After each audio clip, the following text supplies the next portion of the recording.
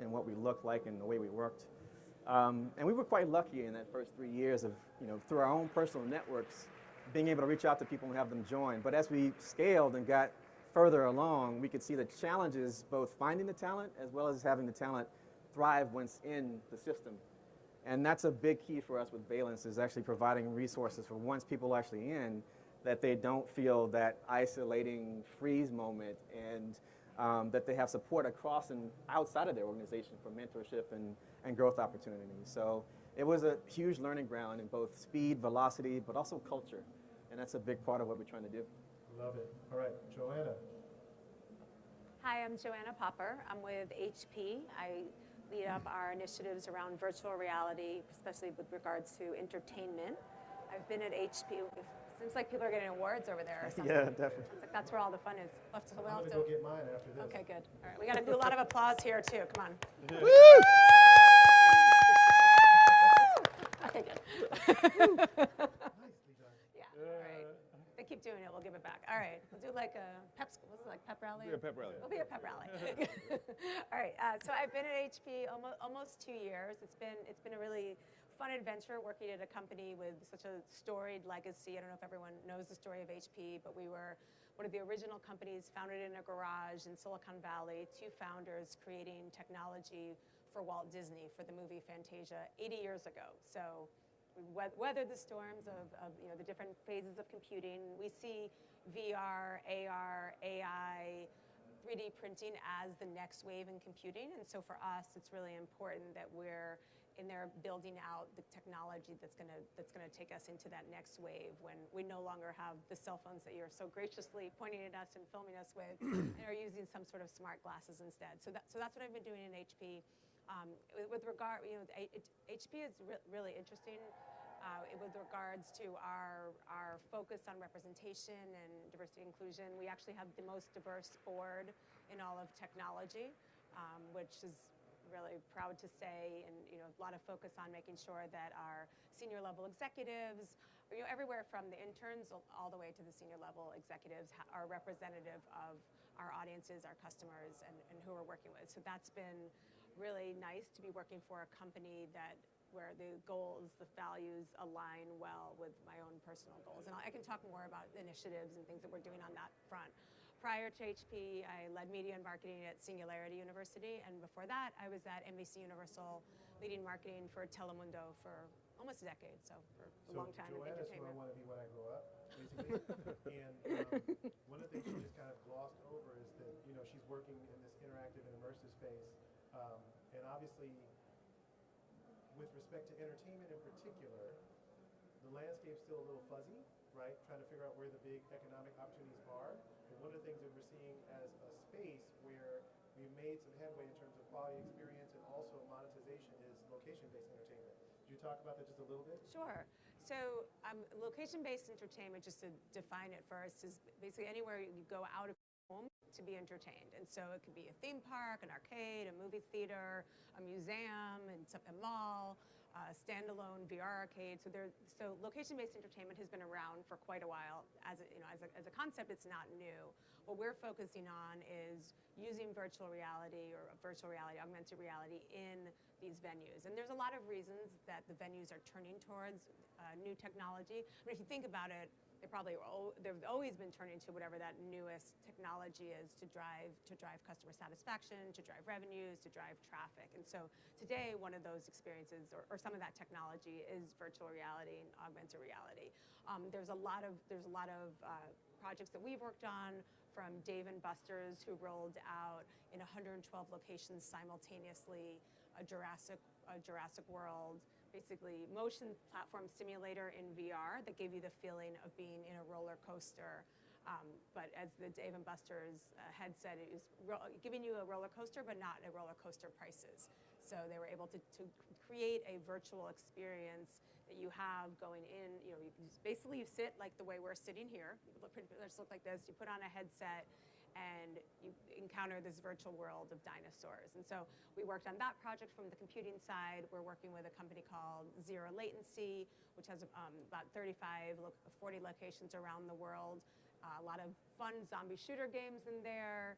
A lot of they also have really interesting trippy games where you feel like you're upside down, kind of messing with your state of equilibrium, doing in the way that only virtual reality could. And then we also work closely with museums that are bringing in the type of content that would draw traffic into museums. So, for example, we worked with the Saatchi Gallery in London and Marshmallow Laser Feast for a piece that was giving you the experience in virtual reality of really being connected and being one with nature. So, in terms of what the content is, it runs the gamut. But the reason that the venues are turning to VR is that they think it will increase their traffic, drive maybe potentially younger audiences or different audiences, more profitable audiences, or that extra amount of time that you'll stay there, you may end up spending more money on food or spending more money on drinks. There's a couple of great ones if everyone's from LA, or there's Two-Bit Circus, which is really close to here. We're working with them. They're in Micro Amusement Park. They're using some of our technology. Then Dreamscape, which is at the Westfield Century City Mall. You can go under water in a scuba diving experience in VR.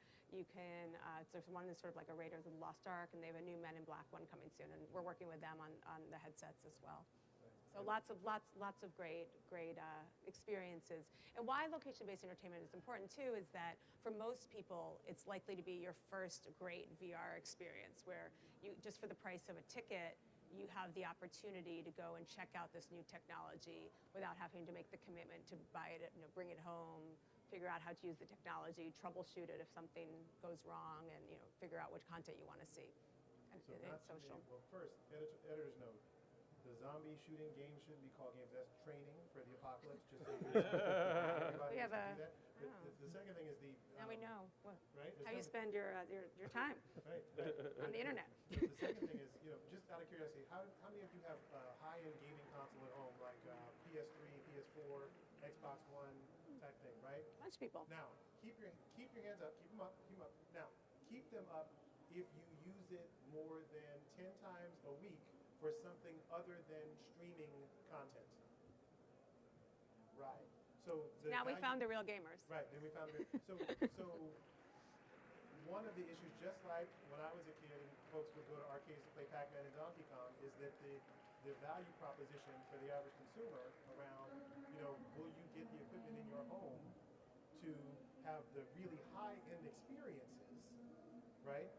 That is a tricky thing for a lot of households right now to justify the spend when you just don't spend that much time in your home engaging in those kinds of experiences. So when you perceive like I'm going to spend $500 or $800 to have the equipment to do it, it's much more likely that you spend 10, 30 bucks, know what you're going to get first of all, and have the highest end equipment when you go. Yeah. Right? And you're also having that fun with your family or friends or whoever you go with. So Right, it makes it you're also not a isolated at social home. experience.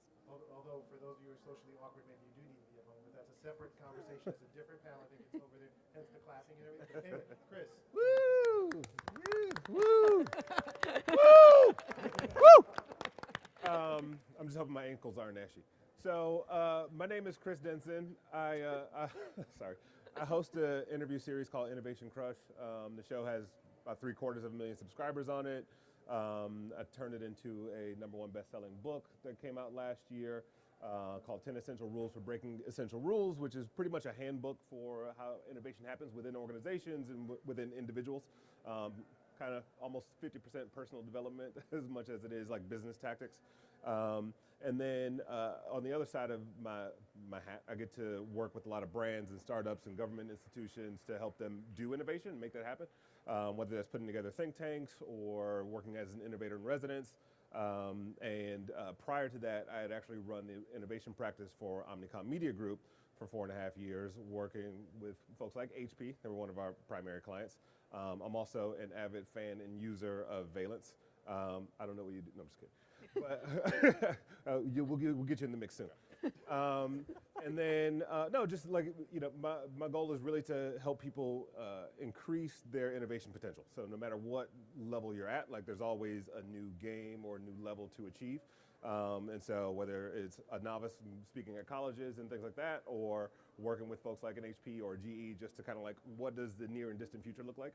And that encompasses a lot. So I get to see the world through a very wide-eyed lens and kind of connect dots and sorts of behavior patterns and technology growth and all sorts of different interesting things. So one of the things that people often ask me about when we talk about future casting is how you hook enterprise executives when they're more concerned about dollars and cents than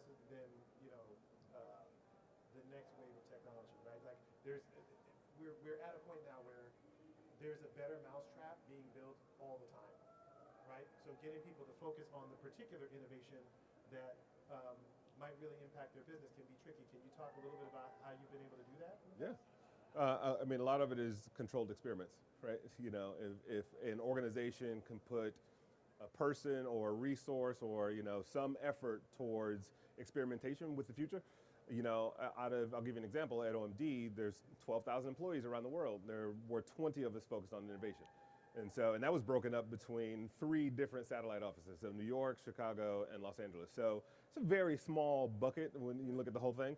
But the impact means that, hey, if State Farm, who spends $800 million a year in media, spends 20 on this weird VR experiment, or, hey, we saw this thing that's happening in culture, let's see how that goes. So it's encouraging leaders to have an appetite for experimentation and know that and also building in safety nets. So anything that we would want to do this sort of newfangled, I guess, we always tried to support it with something that was tried and true. We did this whole 4D VR experience for Warner Brothers a few years ago. But we also built in social media to it. So we had cameras mounted in the experience, so you could see yourself being blown around in this tornado, but you also got a shareable video. The shareable video is a thing that everybody's familiar with. 4D VR sounds crazy. So how do you get them to dip their toe in the water with something that they're familiar with, but also stretch a little bit further? Love it. All right, and last but not least. All right. Good morning, everyone. My name is Eric Elder. I'm a media arts consultant working in the fields of animation, video games, XR. I have a balance between working in production and helping to optimize pipelines, mostly at studios, and also on the education side. I spent a great deal of my career training people to work in the spaces of animation and video games, mostly founded one of the first bachelor's degree programs in game art and design, game production at the Art Institute in Santa Monica close to 20 years ago. So we were a bit ahead of the curve, also a game programming degree. Currently still a professor at Loyola Marymount, teaching courses like VR Studio this semester, and I've also created a class on world building where I work with the students each quarter to kind of distinguish, what makes Game of Thrones, Harry Potter, Walking Dead, worlds that people engage in, and then I actually work with the students to create a world every semester. Also really focused on the continent of Africa right now, working with a client in Nigeria that's a tech entrepreneur. He's building an innovation center there, and he's working on his first mobile game. So we're really looking at how to grow the industry in Africa. Last year games made $140 billion globally, and Africa only accounts for less than $1 billion of that. So it's really the last big emerging market. So just having a lot of conversations there on how to work with teams there and be prepared to take advantage for that. So first, world building, all the stuff related to kind of VR, game production, etc. How do you teach that? What do you start with? Yeah, so we start off with basically looking at what are the biggest, most popular, profitable worlds, and we actually do a deep dive into one aspect of those worlds each week. And then also we basically distinguish what are the different elements that it takes to create a world. So food, religion, there's an amazing thing that happens when you're creating world just when you make a map. All of a sudden it's tangible, it's real. And so how do you go about doing the ideation on that? And how do you work as a team to do that? And then the theory is basically if you build an immersive enough world, then content kind of organically emerges from the world. Characters, stories, you can create all kinds of content, video games, role-playing games, tabletop, you know, the possibilities are endless. And this is what's interesting is from an academic point of view, it really hasn't been a serious area of study. You know, these things have happened. Like when you go back, you look at you know, things like James Bond. You look at the Marvel Cinematic Universe and where it is now.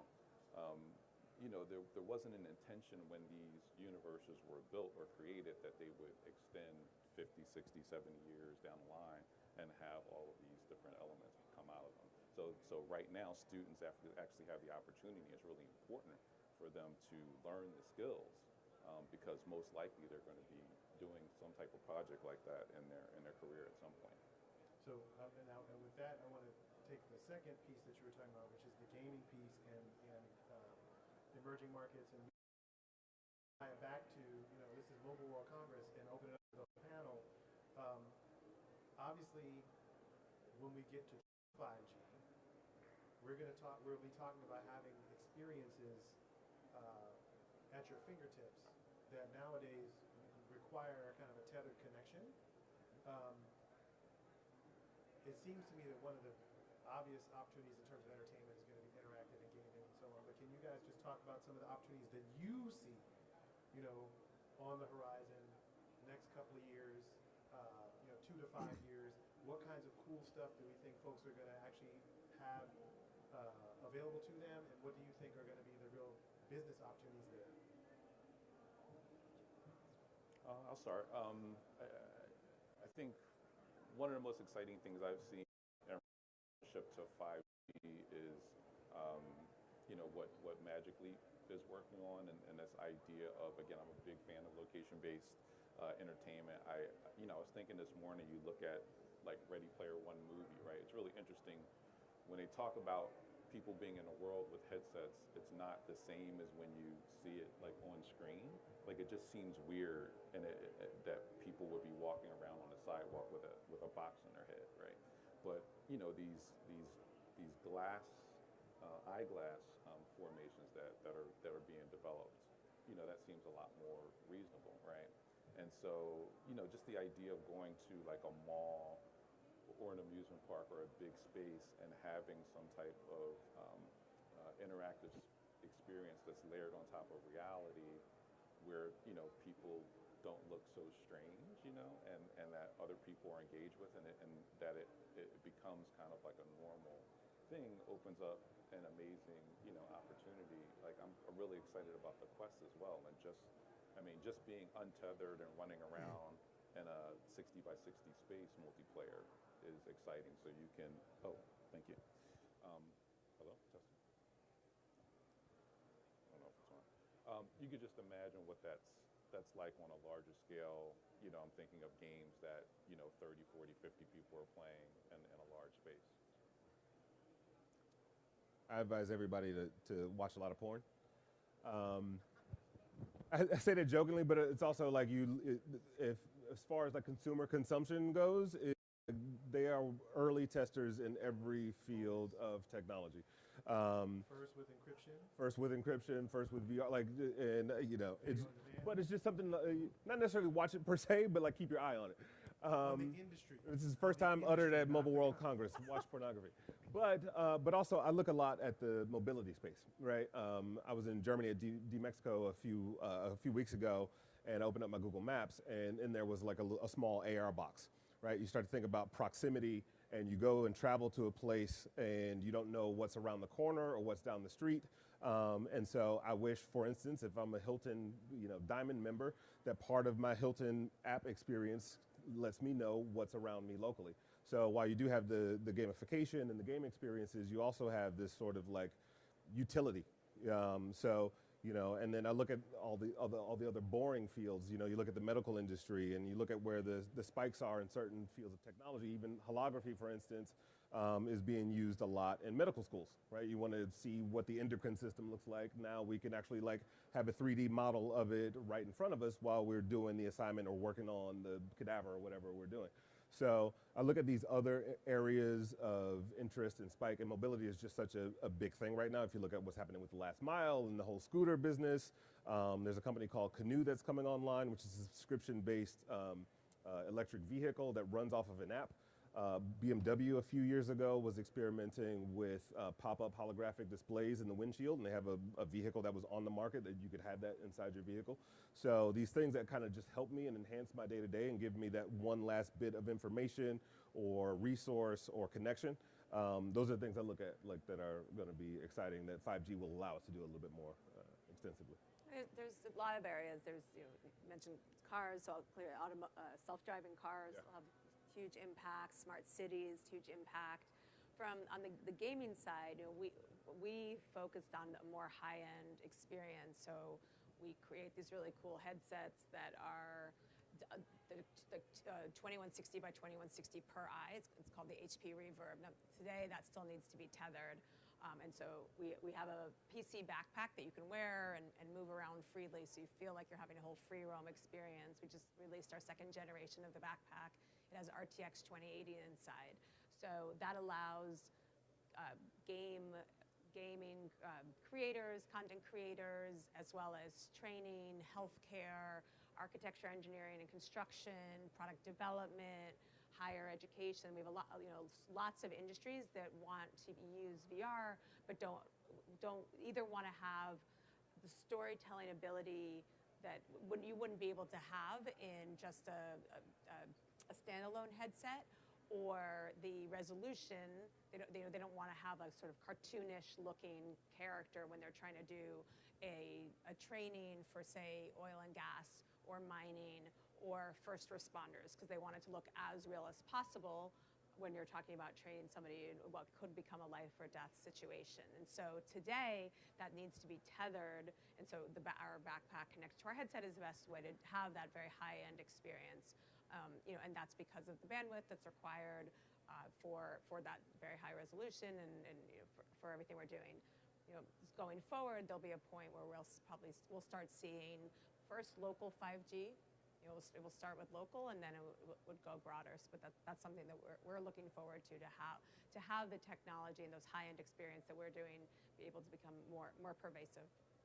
The other thing when you talked about these high-end entertainment experiences and the autonomous vehicles and so on, one of the big shifts that we don't talk about enough, I don't think, is the fact that with the rise of autonomous vehicles, that's going to free up a lot more time for commuters to engage in some of these experiences, right? So thinking about how some of this stuff is going to end up being implemented in vehicle, so that when you're, sitting with your driverless Uber going to work, you'll be able to have some of these experiences too. That's going to be game changing, right? Yeah. One of the things that we see in terms of consumption nowadays, there are more screens, there are more things to do thanks to social media and video on demand, and you see this spike of how much time people spend in front of a screen.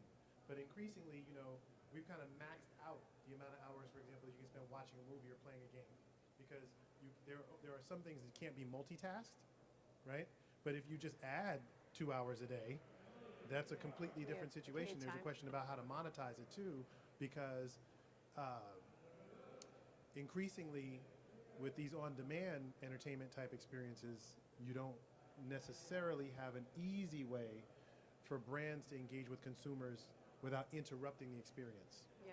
Right? So thinking about that too. There's a couple of things I want to say about that. So there's an experience today at Universal City Walk with a company called HoloRide that's spun out of Audi. They're a German company, and they launched at CES last year, and they were showing a Disney Marvel experience on the racetrack. And you would sit in the back of the car. So the driver in the front, it was not in a VR headset. The driver in the front had full view of the road, but you as the guest would sit in the back and be in a VR headset and drive around the track. And they matched the experience on the track to the game. So as you turned, you were like, saving the world for the Avengers, essentially. And they were actually going 90 miles an hour because it was on this Vegas speedway. And it didn't feel like it. It was super, super cool. So now they just launched a week or two ago here in LA. It's every Monday, Tuesday, and Wednesday at City Walk. It's actually free.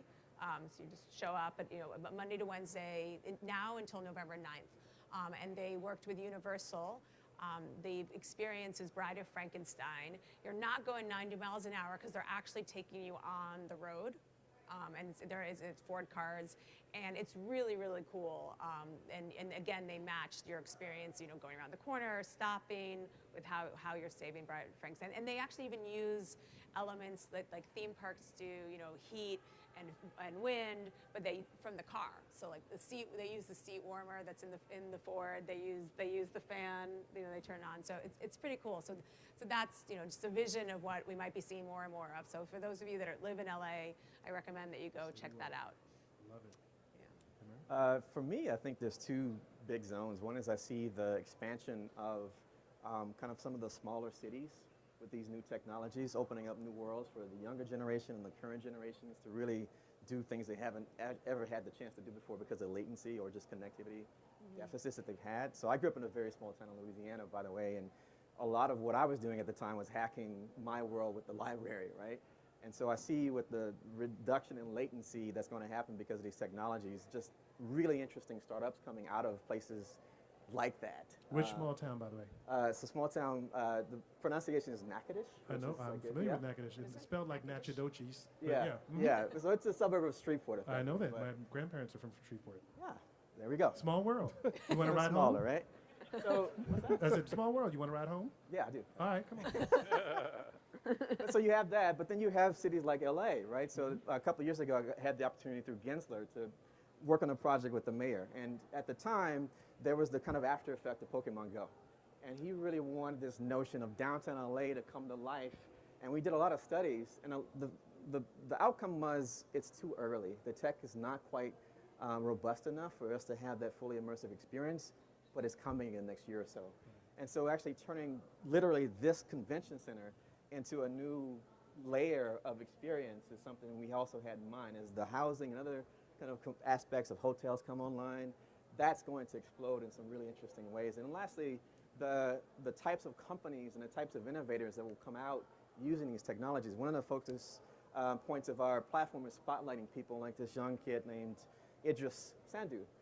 He's a great innovator in the XR space, and I can just see him already doing stuff in Africa where he's bought some land that's going to have layers of 5G that are part of that experience of showing the kids what they can do with this new technology. So we're really excited about opening it up and showing people what's happening there. And lastly, the partnership that we're looking at with The Void, an immersive experience, I can see as they're expanding and doing pop-ups with a lot of these technologies being the enabling factor for it to come out of their kind of well-designed mazes into the real world in a Pokemon Go-like fashion. So lots of really cool stuff.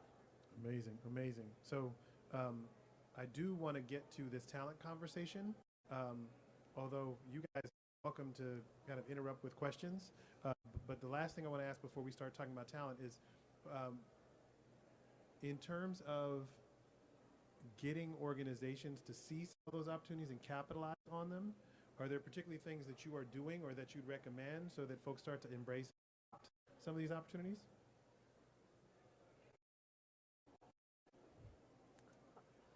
Well, I'll take it to start, maybe. For us, it's, on our initial journey, it's about kind of having a very clear set of offerings and principles that we want them to acknowledge, because there's so many complex layers within the diversity kind of aspect of the pipeline. And then there's the general talent pipeline that, America at large has to contend with. And so for us, I think the conversation around making sure that, number one, on the supply side, people will actually know the people that are doing it already and are inspired to kind of leverage and connect with them to learn more and to actually do it on their own, as well as on the kind of demand side, them knowing that we exist, them knowing that other groups exist, them understanding that a pathway like Chris's is not uncommon, but it certainly is something that people should know is possible. And so our conversation with some of the corporates, as well as some of the kind of fund entities that are out there, is going to be about there's a world of possibilities. Let's draw down on making them real for people. And so our palette of offerings is going to really focus on that as much as we can.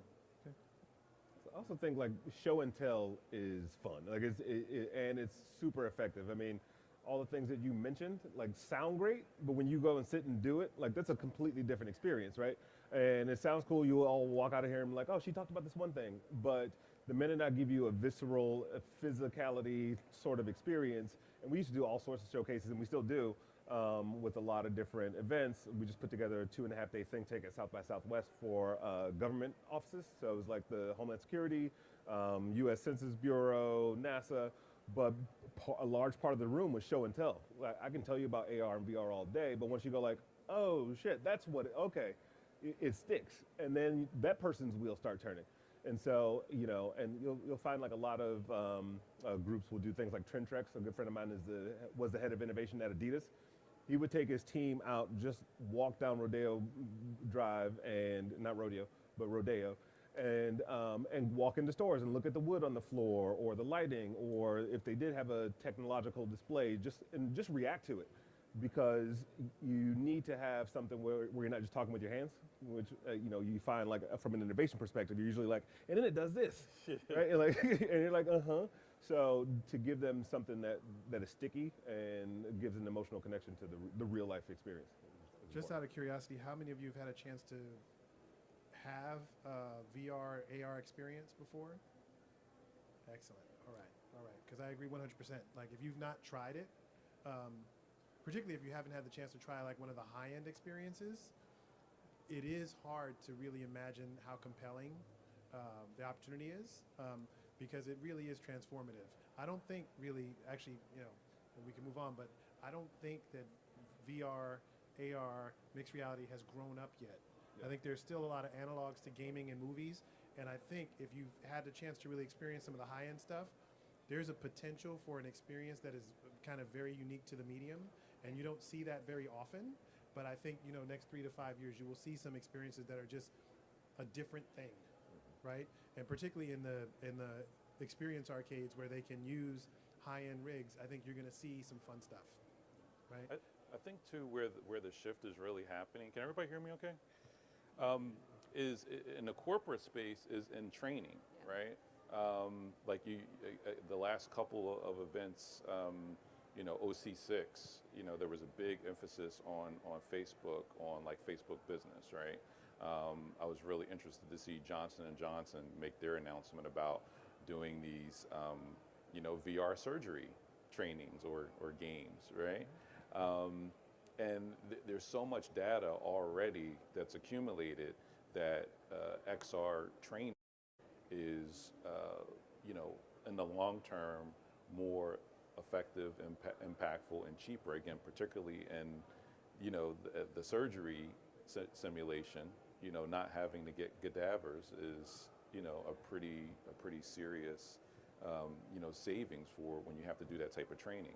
So I think if you look at the directory, I think that's really how it's going to be adopted. You think about how the personal computer got mass adoption, right? It was a bunch of geeks that had it at home, first adopters. Then once people started getting acclimated to using PCs in the workplace, then they were like, oh my God, I have this at work, I got to have it at home. And I think you're going to see that happen over the next 3 to 5 years in the XR space as well. I think people are going to get comfortable with having a headset or some type of eyewear, and then it's going to be, you know, that easier transition to having it in the home. Yeah, we work very closely with a lot of companies that are doing training, and this, you mentioned statistics. I mean, they're really astounding. You know, for an example is, you know, some of the reports we've seen. If you read something, like you read a manual, you're likely to retain 5%. If you listen to a presentation, you're likely to retain 10%. So everyone decide what 10% of what we've set up here that you wanna remember. Zombie apocalypse. Well, he mentioned Walking Dead too, so we had the connection. Acidosis. Yeah. And then if you have an experience in VR, you're likely to remember 75%. So if you think about the ROI on that for a business, you know, would you rather have somebody on your manufacturing floor or working on safety or, you know, fixing something that, or a surgeon that has the retention of the 75%, or, you know, the much lower number? One of the companies we work with is in that surgical training space, and they say that I mean, there's so many studies, and I think they said something like, if you train the surgeon with VR, they're a year later, they still have that 80% retention of what they learned. And if you train them in traditional methods, 2 weeks later, they only retain 20%, because they're not doing, VR gives you the experience of being immersed, of interacting, and in a way, it like lodges like a memory in some place in your brain. And so it's the power, the return on investment that companies will have is so strong that there will definitely be, we're starting to see a lot of proof of concept, a lot of pilots, but it's starting to roll out more and more and more across businesses. And on the medical school example you gave, we work with the CSU in Colorado, and they actually have a room where they have 100 headsets set up and 100 computers set up, and they do medical school training for cadaver. What they used to do is cadavers are now using in VR, because you're saving time, you're saving money, and you're able to reuse or redo the exercises in a way that you can't with the actual cadavers. Can I add to that with a quick anecdote? Yeah. So both my grandmother and my mom's uncle had Alzheimer's. So it was when you start to think about like doctors and patients and like how you understand what a patient is going through. There was a yay, my grandmother's Alzheimer's. Oh no. No, there was an experience I did in Chicago a couple of years ago, and you got to be a patient. So I was an octogenarian, but like I lifted up my hands, I could see my hands they were old. I was sitting at a table, and my family was singing happy birthday to me, but I could barely hear them. I had a vision block where I couldn't see, so I'm trying to look. And it was nothing more sticky, even having two relatives that were close to me, have similar conditions. I haven't forgotten, that was 4 or 5 years ago that I did that experience. And like, it stuck with me as one of the most empathetic things I've experienced from a medical perspective, or just from a life perspective. So I think, even as they're training doctors, there's also like the flip is like, a doctor should know what it's like to be a patient. And so you start to get better care. And I think VR and a lot of these technologies allow you to sit in different seats. And so you understand and have a little bit more of a collective dynamic of information of what it's like to be, a player or, the game itself. I think that company that did that one is probably Embodied Labs, Yes. which is out of LA. So, hometown shout out. Embodied Labs. So last question, and then I'll open it up to you guys. So we've talked about the opportunity space, and there's a lot. How do we make sure the wheels of progress don't roll right over underserved communities? What can we do to kind of open up these opportunities and get the next generation of innovators ready for what's coming? The main thing is, well, first of all, exposure and access, right? So they got to have access to, high-end computers. Instructors is a big challenge. Like, how do you get people who actually know that come from the production space to come in and train, for just a lot of times the budgets aren't there, at, inner city schools or programs. So that's the thing. But I think most important is project-based learning, not just giving access to the technology and to the skills, but actually having young people develop and work on projects, AR, VR projects in a laboratory style setting, right? And I found that that's absolutely the most effective way is to have them do it and actually create a context. And then have that connected to industry somehow. Like, again, we're having all these big tech companies, make really huge presence of Facebook, Oculus, Google, in LA, and that's got to be leveraged. Young people have to have that connection to real world experience as early and often as possible. So how do we do that? I mean, if I'm imagining kids in buckets, Yeah. and one bucket is kind of traditional public school education, Yeah. one bucket is private school, and one bucket is kind of extracurricular stuff, and maybe one bucket is like what people can do in the home with their families. Which buckets can we push on to make sure that they get the exposure and the training? I think there has to be a new bucket. Like, there has to be a laboratory. A new bucket, you say? Yeah. There has to be a laboratory setting. I mean, the education from like K through 12 and college is moving. Again, I've had years of experience in curriculum development, and it takes so long to get anything approved or have anything new happen. And this space is moving like lightning, and there's absolutely no way that colleges or K through 12 is going to be able to stay on top of it or even close using the old systems that we've been using for decades that just don't work. I would say there's so much to be done in this space. I would say there's probably some good news, like just kind of looking at it, and there's probably some less positive trends. So on the good news, I would say that a lot of these skill sets are new. So we're not looking at, and there's few people that have them. So if you're coming in,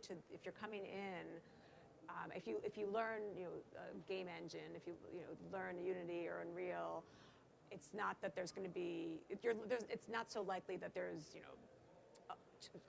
people with 25 years experience that are already there that you're competing with for jobs. Like a lot of it is still fairly new. So anyone who has interest and even if it comes in and self-taught, there's less of a steep, I wouldn't say steep learning curve, but there's so much need for the skills, and it's more of an open field, right? Where versus some other fields that would just be all these people that were already there that had those experience. So I would say it's still relatively new.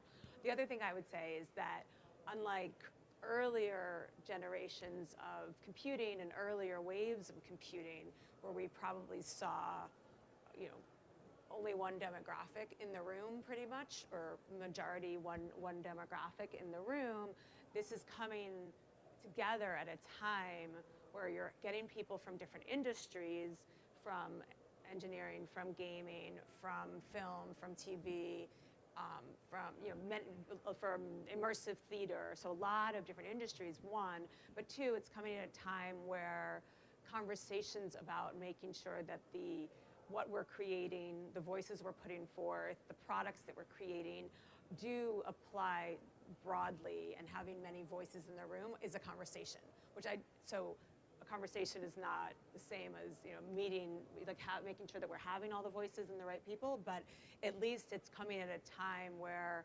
I wasn't working in computing in all these earlier waves mobile waves, sure, but the early waves, where I don't even think those conversations were probably happening, or the consideration, right? And so even when you think about mobile and some of the decisions that were made, and you think even, there were CEOs of very powerful companies going on stage and going in front of Congress because of decisions that were made, perhaps not having people who are representative of other experiences that they might have on those platforms in the room, helping creating product or helping creating content, got us in some ways to where we are today.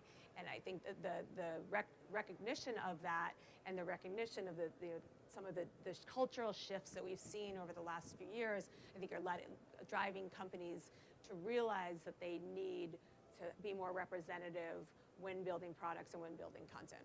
So it doesn't completely take on the crux of your question, but I think that we're in a space that is creating more opportunities because of some of those dynamics that I just mentioned. So I think you've touched on a piece in terms of the opportunity space, which is that the public sector and large corporations are recognizing that they need to have a more representative collection of humans working on solving. So the motivation is there. How do we close the circuit? What kinds of things, and maybe what kinds of things are folks already doing that help build those bridges, getting more represented minorities in tech, helping people in equipment? This question Eric was talking about having a lab, like a third space where people can innovate and learn and so on. Are there any of those things underway now?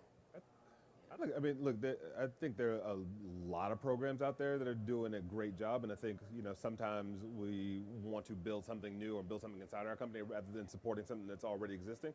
Even when I pulled up today and I saw like 8 school buses parked outside, and I was like, that's dope. I'm on the board of LAUSD's first all-girls STEM school, and they launched 4 years ago. They just had their first graduating class. Their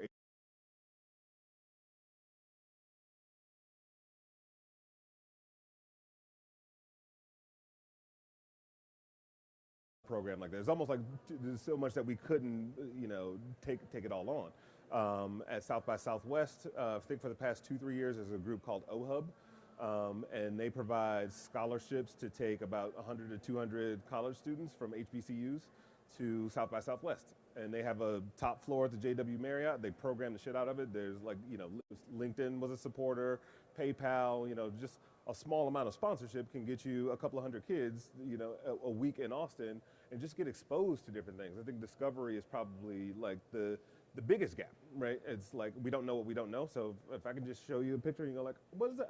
Again, that like stickiness of an experience. So and that's just, there's 2 examples, but there are a lot of groups out there that I feel like are doing a good job of boots on the ground, inspiration. Because I think the conversation happens a lot. Like I'll go to Cannes Lions, and there's Inkwell Beach, which is great. It's well programmed, but it's also the industry talking to itself, right? As opposed to like being in the classroom or bringing those school buses here. Like those to me those are like equally as important as the top line conversation.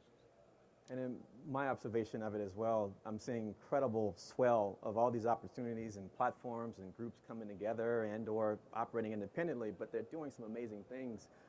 I think we're going to have a big wave of phenomenons that are going to come through in terms of some kids potentially being new entrepreneurial successes. And so the resources and the resolve, I think, are coming together pretty nicely. And the question that we're trying to resolve is when you do that, when you have those successes, how do you amplify the opportunities for those larger groups? And that comes through making. And so making sure we're telling the stories of the people who are succeeding in these brand new ways that frankly are impossible unless they're actually getting access to the tech, like he was mentioning. And through us, we really want this to be kind of a global thing as well, so that people are able to see, oh my God, like there's a kid from this part of the world that's come right in using this technology in their pocket. That's amazingly powerful. Why am I not doing that? And then they get inspired to go and do it. And so I see where that's going to happen for us. Love it. All right. So time check. It's about 2 minutes to noon. For those of you who have lunch appointments, we can do Q&A. I know I have to excuse Joanna soon. So if you have a question for Joanna, ask it now. Hands up high if you have a question for Joanna first. Oh, there you go. Demetrius, lay it on us.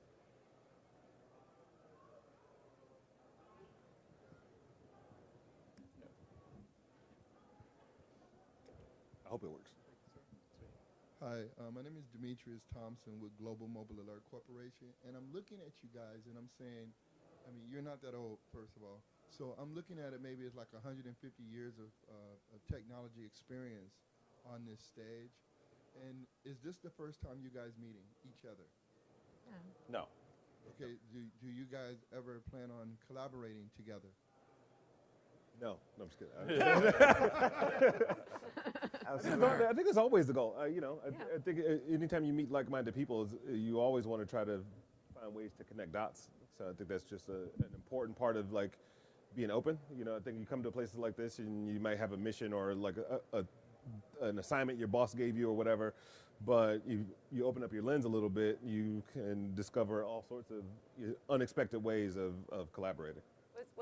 I was wondering what's the underlying, what's the rationale for the question? I would like to see you all again together, or cool. possibly collaborate with you in the future. I think you guys are amazing. Thank you. Oh, thank you. Thank you so much. So nice.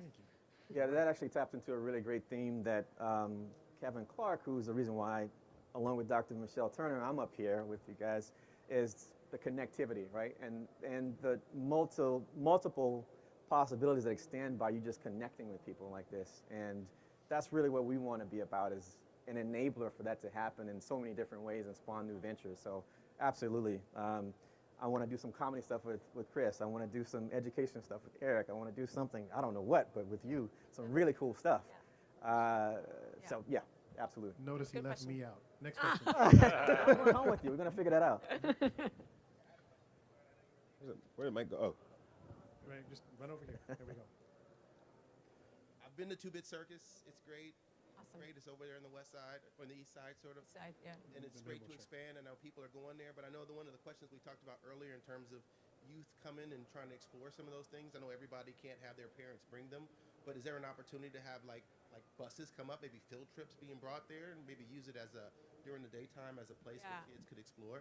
So I don't work there, so I can't speak on their behalf entirely, but they also have a very strong foundation arm, Two-Bit Foundation, where they are working with schools and bringing, they actually were formed out of a STEM carnival. So they originally took like makers and creation and engineering on the spot around to different schools, and they would do a whole big setup, and then they'd have to take it all down. And so out of that, the idea of having a permanent structure was born. And so I know that they do a lot of foundation work, a lot of education work, and so I can't speak personally, like for exactly what schools they brought in and all of that, but I know that that's really core to their mission and core to what they're about. And if you want to chat with them, I'm happy to connect you. If you have something specific that you would like to talk I'll with them. reach with you offline. Awesome. Any other questions? Yeah, I have a question also for the audience. I'm curious. I think we gave some ideas, and there's organizations like Girls Who Code, Black Girls Code, Grace Hopper, that brings people together. In the companies I've worked in, specifically when I worked at NBC Universal, there were programs to help advance people like director and VP level that came from the women or other underrepresented groups. Continue up that structure. HP does a lot of stuff with. We were the first one with Free the Bid, so there's different programs for different Free the Bids to bring more women in as commercial directors. And then we went from having 0% of our commercials being directed by women to 60-something%. And during that same time, all of the metrics, all the marketing metrics improved. So you see, strong business case. So there's programs for young kids, like very young kids. There's programs for college. There's programs for bringing people into the workforce. Sheryl Sandberg and Lean In just announced last week that one of the biggest issues right now for women specifically is getting that first promotion to manager. So for every 100 men that get that first promotion, only 72 women have that same opportunity. And then there's different programs as you keep going up, to C-level. But I think the questions that you all are raising around, what should we be doing and what more? And then there's always so much more, right? Until we get equity across everybody. I'm curious if there's programs or ideas or things that you're all involved in that you would like us to know about that we could tap into and continue to improve what we're doing at our own companies or our own, nonprofits or other organizations we're part of.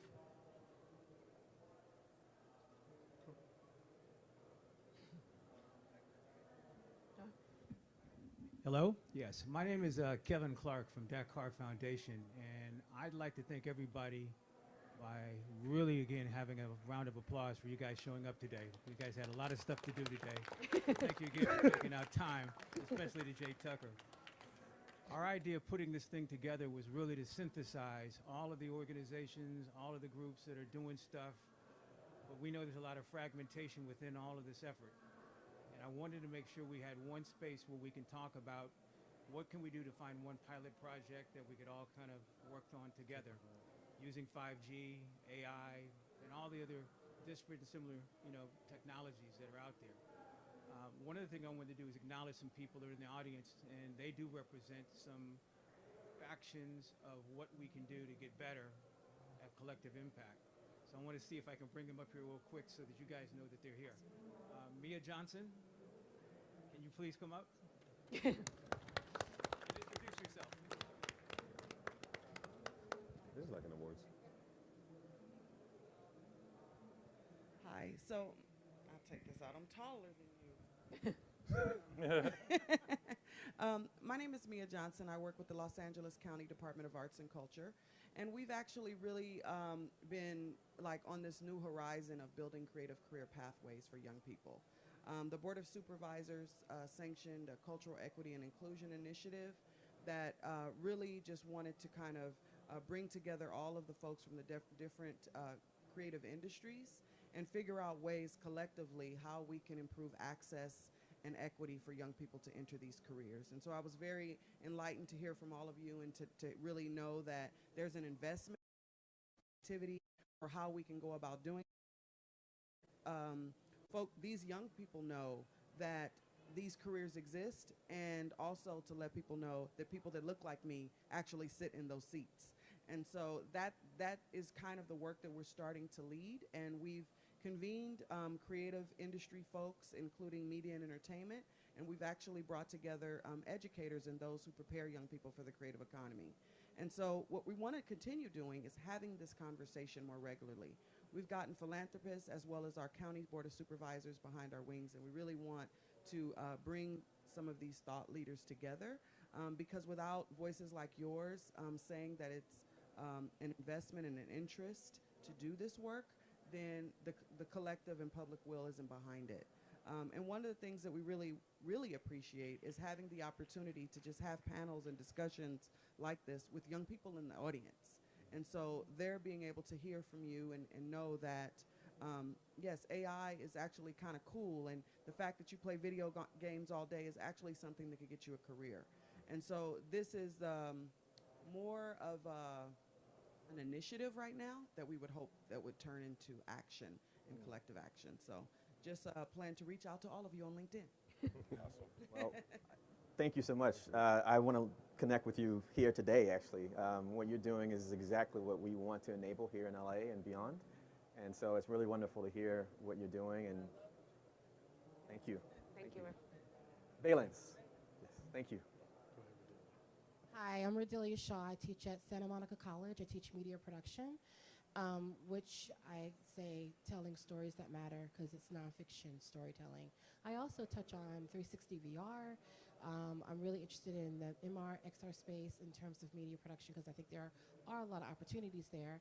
I drag several of my students here. I try to get all of them here to hear this because there's more to working in the sports and entertainment industry than being an above-the-line position.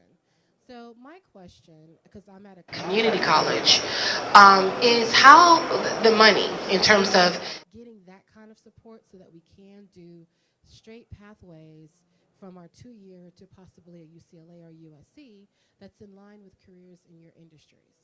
So I know that I teach at the Center for Media and Design, and it's a regional space, and our technology we have in that building, we can do everything from creating games to 3D, VR, make a film from soup to nuts. So we have the technology in our space. We just need the funding to create a pathway that's going to lead to definite careers and or a pathway to a 4-year campus. So any ideas on that level, I welcome. I know my campus welcomes, and we'll try to speed through the process of curriculum to make it happen. Thank you. Excellent.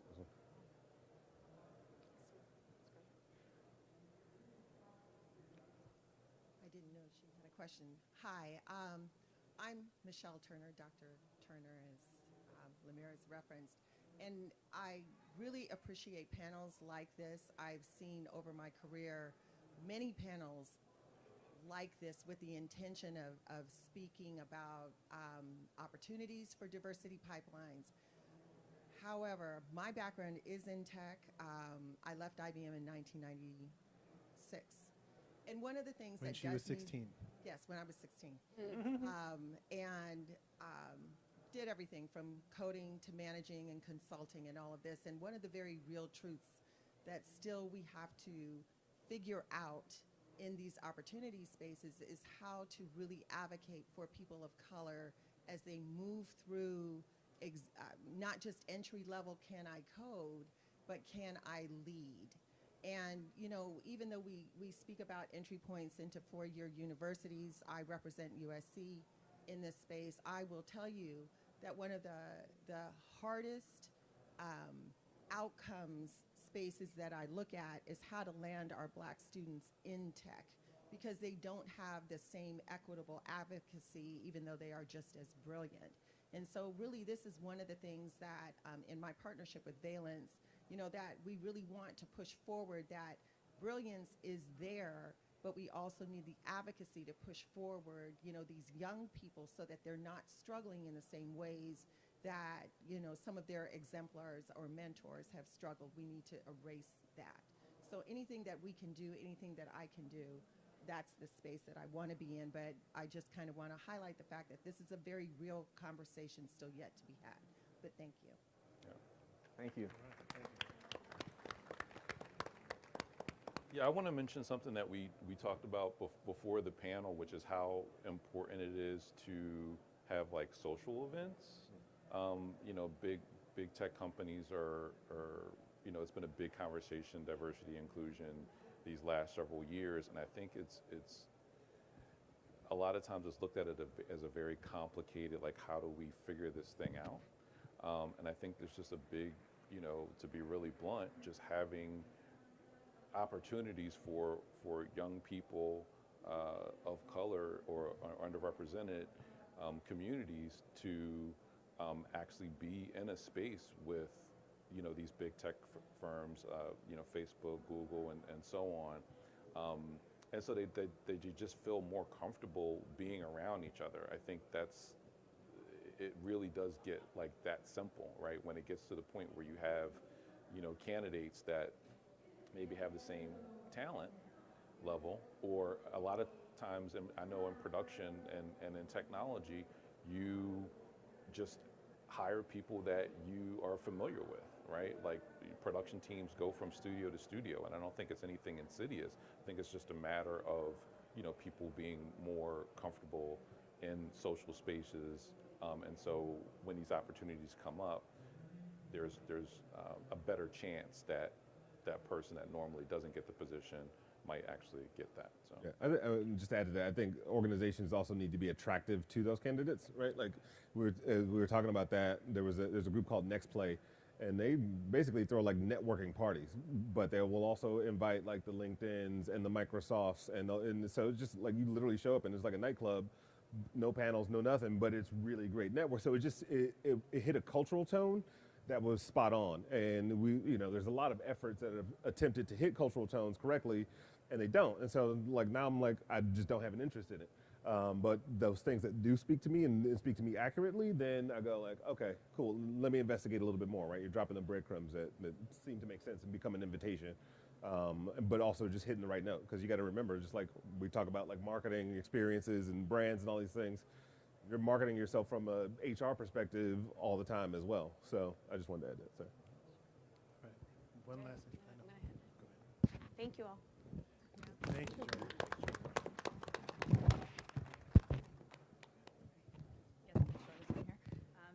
Hi, my name is Misa Ram, and I actually work for a company called Superfly.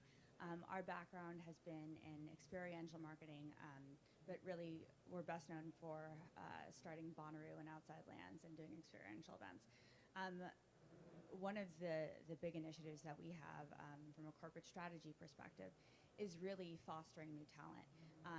So I would love to know, I think that there's a lot of various ways that companies go about doing it. One way is obviously like tapping into an accelerator program and looking at young entrepreneurs. I think to one of the underlying themes that we've talked about here in terms of diversification and actually tapping into those communities. Aside from being part of something like an accelerator program, how do you guys find that talent? I think it's been really hard for us to be able to. I think we know that in order for us to continue to be innovative, we have to invest in the youth and we have to give people a platform to come with those ideas. But we're coming from a different perspective. We're a company and we're an agency, but we recognize the need to empower, the next generation. So how are you guys finding talent aside from starting your own organization? Yeah, I would say, it's challenging, right? Like if you're specifically looking for like, more like high school, late high school, juniors and seniors that are going to be looking for some type of internship opportunity, there's so many different schools and school districts that it's got to be somewhat overwhelming to kind of navigate that, right? But I would seek out, schools first that kind of specialize. I know there's one school, the name's escaping me right now, but they actually have Augustus Hawkins School. They have a program called CDAGS. It's like a pilot school where the entire curriculum is game-based. So the students are learning like Unity game engine. They're getting like a lot of exposure to technology all the way through from 9th through 12, right? So I would start there. I would start at schools that are already having some type of special program, and reach out to them. And then go from there. Any type of partnership that you could do that that kind of works with what your initiatives are already, and anything that you could do like on campus that ties into what they're doing, I think is the way to go. Also, I think there's an emotionality to it, right? I think the one thing I've experienced in like speaking at college, I just spoke at PayPal's Intern Summit, and I find most common there's curiosity and there's confusion, right? It's like they're curious about like how the world works, how did you do this, how did that happen, and but then there's also like, I'm in this program and this is what I studied, but I don't know if that's the thing that so you use the right word, which is empowerment, right? And I think there's just a human-centered like conversation. I was even thinking about this before the panel started, was like changing up interview questions that aren't like the ones that we've been using for the last 20, 50, where do you expect to be in 5 years? I don't know, right? Like it's like I don't know where I'm going to be 5 years from now, like as a grown adult. So, changing up how you get to understand a candidate's concerns. I think things like, we didn't get into this, but like workplace expectations are changing. How a millennial or Gen Z is expecting an experience in the workplace may not match what you guys have built, right? Or you may be solving for the wrong problem. Like maybe it's not peanuts and snacks and kombucha on tap, right? It's some other thing that's going to be of value for me as a potential employee to go there. Student loans, right? Like that's a real, perk. So where are those other data points that we can uncover that like make sense for this new era or generation of employee? And I think that'll, and to my point, I was going to say, just going to places where those folks are gathered, right? Like an internship summit, a college, a fair. You've got these other places and kind of just talk and listen and sit down and grab lunch and, just kind of make it conversational and exploratory. And then I think you'll discover like what data points you need to hit. Yeah. And I think in terms of what they've just said, the cultural alignment internally, as much as you can, if there's anyone on your team already that represents that group that you would like to have more of, celebrate them and have an infrastructure around them that helps them succeed as much as you can, if not more than you can right now, and have them become your ambassadors, because they're going to be the people who actually bring people in. They're going to be your stars who attract others. And then outside, you've actually got the opportunity to connect with, stars that haven't joined your org yet, but they can help you get there. So I think it's that personal connection and inviting people into your company for those events. Literally, we did a lot of that at BCG Digital Ventures, and a lot of our talent kind of efforts were focused on that, opening up to make sure people knew we exist and we stand for these things, and you have these opportunities, and here's people taking those opportunities. So I think that's a few of the principles, but I would love to talk to you specifically about how to help in that way. So one more quick I'll thing. put a plug in for the role of a university in that. I think we talk about education often in terms of classes and frameworks and models and instructional methods, which is great. At the same time, experiential learning is really important, and it's a great way that corporations, for-profit organizations can identify talent that's doing the thing that you need done in your organization, right? So a case competition, maker contest, a pitch fest, right? Folks pitching new ventures, stuff like that, where you can potentially partner with any number of schools here in Southern California, for example, UCLA, and have them potentially create a platform where you have a different avenue to connect with folks that are actually doing the things that are of interest to you. I bring that up because I'm often reminded when we talk about recruiting. I'm a recovering recruiter from Microsoft from a very long time ago, and I was really fortunate in the sense that Microsoft at that time was just when Microsoft launched Windows 3.1, and it was at a time when the economy was kind of soft when it came to employment. So I might as well have been Bruce Springsteen when I went to career fairs. But nevertheless, for the people that we wanted to find, the methodology that is most common, which is like you show up at such and such a conference and you set out a booth, or you go to a college campus and you give a presentation and so forth. That didn't always yield exactly the results we wanted to, for the same reason that, you know, if you're in insurance, giving away an iPad to like get people to come to your seminar is not necessarily going to sell more insurance, right? In other words, you're attracting people not necessarily for the thing that you're offering, right? So when you start thinking about kind of the core experiences that really connect people to your organization, what's the brand, what's the culture, and so forth, and then you start thinking about, okay, so and what are the ways in which we differentiate ourselves in terms of the skills that we look for, and think about how you can curate experiences where people can demonstrate those skills and find a platform where you can basically connect those dots. It's another way to kind of sustainably start to have some sources of talent that are a little bit more reliable, and where internally the people making hiring decisions feel like they're getting a great opportunity to have access to that pool of talent too. Yeah. I have one last thing. I think this is just an idea.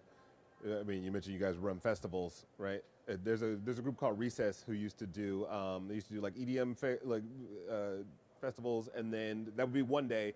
The next day would be like almost like a career fair. So if they had Steve Aoki or Paul Oakenfold, like they would just book them for a room about this size, and 150 people got to go to that. So you've got a pool of eager, fans by the thousands, and you're like, look, we're accepting applications into our whatever youth employee accelerator, whatever you want to call it, and you've got a captured audience. Why not grab them for a 15-minute like speed dating on what it's like to work here? And so I think that kind of those sorts of moves kind of speak to culture, and also, it's like I got a job because I went to a festival, right? That could be really a dope experience and story to tell. Everything you guys have said has been incredible and completely applicable. One differentiation I do want to make, though, is I'm not necessarily talking about the next talent that we're hiring. I'm talking about actually making investments into them. So ideas that we're looking for. So when I said accelerator, and I apologize, more so, investment accelerators like YCOM, Techstars, things like that, because they're really the ones who are getting the ideas from those entrepreneurs. And yeah, of course, ideally we'd like to hire all those people because they're all doing great things. But it's more so getting those ideas. And I think that what I've found is that, like, for example, all four of you probably get those ideas, but that's all based off of your network and your community and people coming to you with an idea. We're actually an investor in 2Bit as well. They face the same problem. Is like they put out like a beta night for people to submit their ideas, but you find that people really only come to you when you're connected to their network. And so I was all of those things are great ideas, though, because if we did do something off of a festival where somebody could submit something, it's like when you have the opportunity to talk to the people who can actually invest in you. So all these were great. Really appreciate it. Thank you. So my invitation is connect with our networks. Yeah. Talk to that man there, who's extremely well connected. It's funny because across LA, we were just talking about this before, there are a bunch of organizations that are really plugged in with and have in their DNA the goal of trying to empower and activate these underserved communities.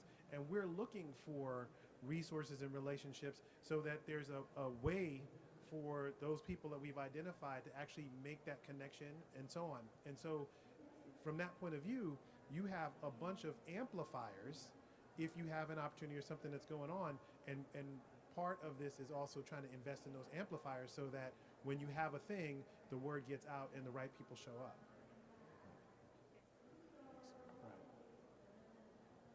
I don't know how much time we have left, but I do want to make a couple of recommendations so that we can leave this place with energy and focus. A couple of people I do want to recognize before we leave. Before you do that, just take the mic out. You don't have to stoop.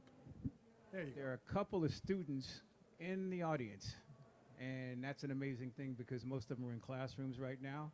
And I want to introduce one of them who's been with me for almost 2 years now. He's been one of the few people who've been at all of the conferences in town, at Digital Hollywood. Can't remember the other ones, but literally he's been there as a journalist, recording and interviewing people about how students can get not only familiar with how the cultures of those corporations will let people, I guess, not only intern and do apprenticeships, but what can they learn outside of the classroom to get better prepared to submit themselves. So I want to introduce one of these people. I also want to say that when we leave here, there is a organization that's set up right next to us called Minority Startups. Lael Alexander is also the person who gave us the Wi-Fi to stream this. We're streaming this live to a couple of classrooms. So again, if we can, we should walk over there because he is a person who's willing to make sure the energy from this room continues on. You should have mentioned that before I said pornography. I didn't know there were students watching. So again, I want to introduce to you one of our student mentees, Shoni. No, look at me. No, Shoni. I messed him up. You cracked him up already. It's too late. Thank you, Kevin, so much for that introduction. You know, just listening to everything that you guys are about and everything that you guys are doing, it's very inspiring and eye-opening towards what the future holds and what the various possibilities are for students in the, especially in the media and tech field and entertainment field. You know, just coming here to this event and what I've learned just from being around Kevin for the past 2 years is that no matter how well, what's the word, how well your ideas are refined, if there's no funding, if there's no backing, if you don't have the venues, if you don't have the right connections, it's not going to go anywhere. And at first I didn't really get that. I thought all you needed was a really good idea and you need to be able to execute it. That was very wrong. And as a student, I think that's very important because a lot of students that I work with all think it's just about having a good idea and just going with it until it works. Just grinding it down until you got nothing left, down to skin and bones, and hope that it works. And so one of the things I've learned on this journey is that what students really need are mentors and mentees such as yourself, which is why I think Balance is such a great idea. And I think that, you know, as a student, one of the key things that needs to be brought about is an awareness of these opportunities, an awareness of an event like this, and giving them that exposure to actually get here. And I would have never learned about any of this if I have never met Kevin in that small conference room 2 years ago at SMC. So it's trying to figure out and create that platform to bring about that awareness so that they can even start their journey to learning what it really takes and what's really needed to get to you to here on this stage, to be able to talk about their experiences, how they got there, what career pathways that they're opening up for new people, just as you are now. So I guess one of the questions I sort of have would be if, like, how would you envision creating such a way to a platform similar to like how Balance is, but that would be able to stream and give out this awareness to students? Like, how would you go about giving them more awareness so that they can actually attempt to even go to events, go to venues, learn more? Like, well, how would you guys do that? Well, I'll take a stab at it, and I know you guys have some great ideas as well. But one of the things that we want to do is partner with Kevin. That's going to happen, right? We want to set it up so that it's working through him and his infrastructure. Partner with Jay, we've partnered with Michelle. That's what we're about, is actually opening up these opportunities for all the folks who've built out infrastructure for the last several decades and have them get amplified through us, right? And helping them with whether it's funding resources, but also just connecting to others in other cities that are doing the same thing. So we want that multiplier effect to happen through working with people who are actually already doing it. And, you know, the way that you presented, we had a call, and I'm literally blown away by what you are doing and what you're going to do next. And so we want people like you to be involved as well. So that's a long way to say we're going to do it, right? We're going to do it through you guys. That would be awesome. I mean, look, I think it's all about relevance, right? I think, you know, organizations speak a language, and then your generation speaks a language, and sometimes there's a language gap. And so, you know, like I have a 14-year-old daughter, and you know, like when she finds out a Billie Eilish or a Tyler, the Creator, has like an entrepreneurial side to them, like then that becomes a little bit of conversational glue, right? So how do you, I think at a lot of events like this, you know, I've seen Kanye on the show floor of CES, right?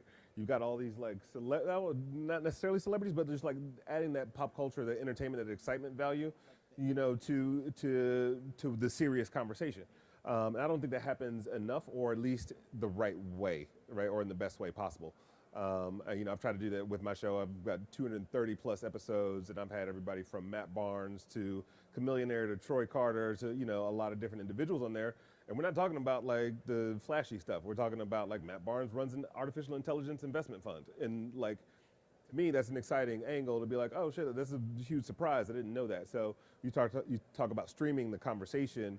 You know, it's one thing to have us up here and like, who cares when it comes to, I mean, no offense, but to you know what I mean, like to your peers, I'll say that. But if you put us next to X, Y, and Z person or thing, or maybe there's ComplexCon that's coming up in a few weeks, where you're starting to find like, you know, you start to meld worlds. And I think I'm a big fan of connecting dots that don't belong together. And so you create these mashups and you get the best of both worlds. When Worlds Collide, volume 1. Okay, so my first thing that I heard was that Kanye is not necessarily a celebrity. The second thing, you mentioned your show. Can you just shout out your podcast too, so folks know what it is? Show's called Innovation Crush. I'd like to say it's a cross between Fast Company and The Daily Show, which I've been saying that for years, and we just kicked off a partnership with Fast Company earlier this year. So we do Fast Company Fridays on my show. But it's really just kind of focusing on individuals who are reimagining the world in some way. Most recently, I had Tim Daly on, who's an actor who worked with the Obama administration to add the A to STEM, right? When it was a governmental initiative and it was an official thing, and they were like, STEM, STEM, STEM. And he was like, no, creativity on top of all that stuff, right? Like, let's not forget about creativity. Another guy by the name of Dallin Larson, who's probably the reason we all eat acai bowls. But he's a billionaire who's just started like the first CBD, you know, network marketing space. We talked about video games. I was going to make an anecdote about from Atari to where we are now. But Nolan Bushnell, who has been a guest on the show, and we mentioned 2-Bit Circus enough. Nolan's son, Nolan created Atari and Chuck E. Cheese and all these things. His son, Brent, started 2-Bit Circus. So I had an episode with both of them on, and we had this whole like father-son, like how do you raise an innovator? Like, so it's just like whatever angles I can find that are of interest. And we've partnered with everybody from the White House to South by Southwest to Cannes Lions in France. So to create content, do storytelling, and have fun doing it. Like I hope it's a fun show. As you can see, I'm a bit of a weirdo. So, but you know, and those individuals become collaborators, and so I try to build an ecosystem around. It's not just I go in the studio and like publish the thing. It's I want to leverage people and activate them and give them a platform as well. So I asked Chris to say that specifically because the issue is not so much like how do we create platforms. My hypothesis is that the platforms are out there, right? Yeah. The content is out there. People out there trying to break down the game and share their wisdom, but discovery becomes the issue. So what we need are people like you to help be vectors of distribution. How do we actually reach the people who need to hear that stuff, who aren't part of how many followers do you have? 750,000. These 750,000. Had you heard of Innovation Crush before today? Nope. Right. So there's 750,000 people that are getting something that you are not. Right? But now you know that it's happening, and you need to help us better understand how we get that to the folks who need it the most. Yeah, and the one more thing I wanted to say about that, just being in education for a long time, students are so overwhelmed with just what they're doing. There's never been more content out there. I feel like if you really want to be effective, you got to get into the classroom. And I think also like a particular classroom, like if you, like context is so important. So I think there's the listening changes when, you know, let's say, you want to speak specifically about tech. If everybody in that classroom doesn't really have that interest, it's not going to be as effective a message that you, that gets across there in that classroom. Whereas if you have a club or if you have a particular class that's focused on that subject and then you make the announcement, it's going to have a different impact. So just distribution is really critical. Innovation Crush. Yep. Okay. Cool. Hi guys, I'm Dr. A.J. Johnson and Welcome. friend of Kevin's, and I was telling him my first time coming to the convention center was '84 for a video convention, and they wouldn't let me in, me or my 3 Mexican friends. We had to call Channel 9 News, and this is where the Staples Center is now. That was North Hall. And for them to let us in, because back there was no internet. You just sent a postcard in, you got your registration, all that kind of thing. And what I try to tell young people is you have to understand how far we've come.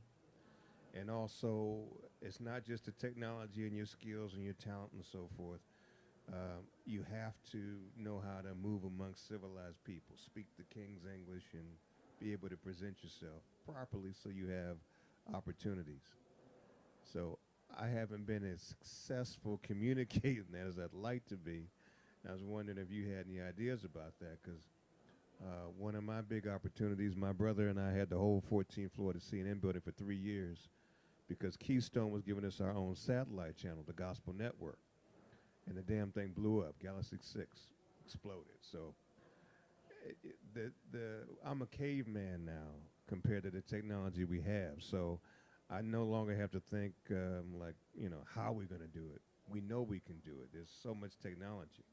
But what I'm finding is these kids in inner cities, they're still trapped in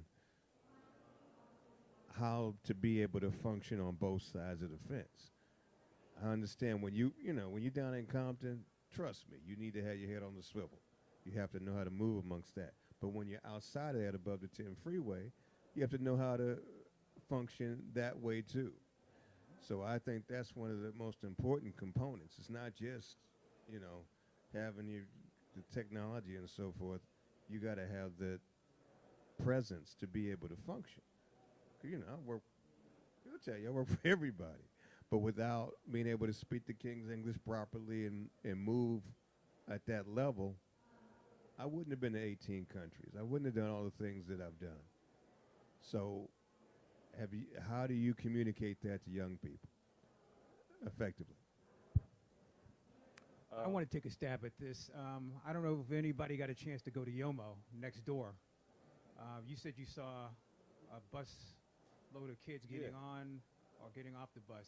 Well, there's about 14,000 kids that have been bused to Mobile World Congress for the last 3 days. And all of these kids were invited. They were bused with lunches, and it's a great big opportunity for a lot of these school districts, teachers, and parents who did not get their kids here. So there's an issue right now. We have to start at the earliest possible age to give these guys some idea, exposure, but also giving them the opportunity to understand dual consciousness. They got to learn how to survive, but they also have to learn how to thrive at the earliest possible age. So I want everybody to figure out what we can do to get better at giving these young people an opportunity to meet you folks so they understand how to do a firm handshake, look people in the eye, be able to answer questions or just say, I don't know. And a lot of them have no exposure of what to do outside of the classroom. So I want everybody to think about that as we start to try to build a constructed pipeline with those young people on the front end really learning how to be able to comport themselves. The one thing I just want to add, just to turn that question 90 degrees,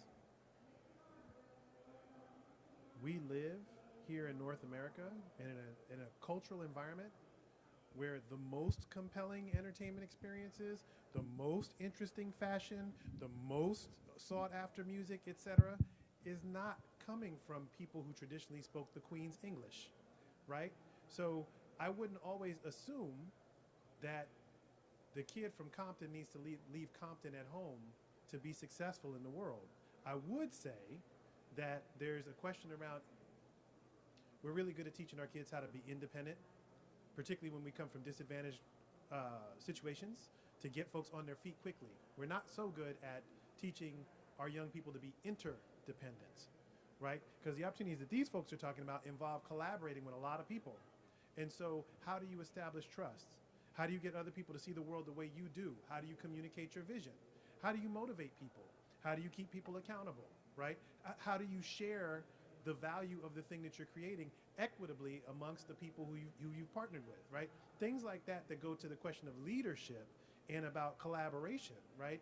We need to be just as much trying to help our young people understand how they can connect with the folks around them as it is trying to teach them to fit a model, which, to be honest, from a pop culture perspective, is not necessarily the thing that people are chasing, right? I suspect that when people decide to do an endorsement deal with Kevin Hart or Kawhi Leonard or, fill in the blank, it's not because they speak the Queen's English, right? It's because they see something in them that connects to other folks. Well, that's not what I'm saying exactly. What I am saying is being able to be on both sides of the fence and function. Because we took some kids up to Neverland Ranch once. They're throwing shit out the window and just acting a fool, right? And when they got to the Neverland, their eyes stretched and they were like, oh my God, they'd never seen anything that beautiful in their lives.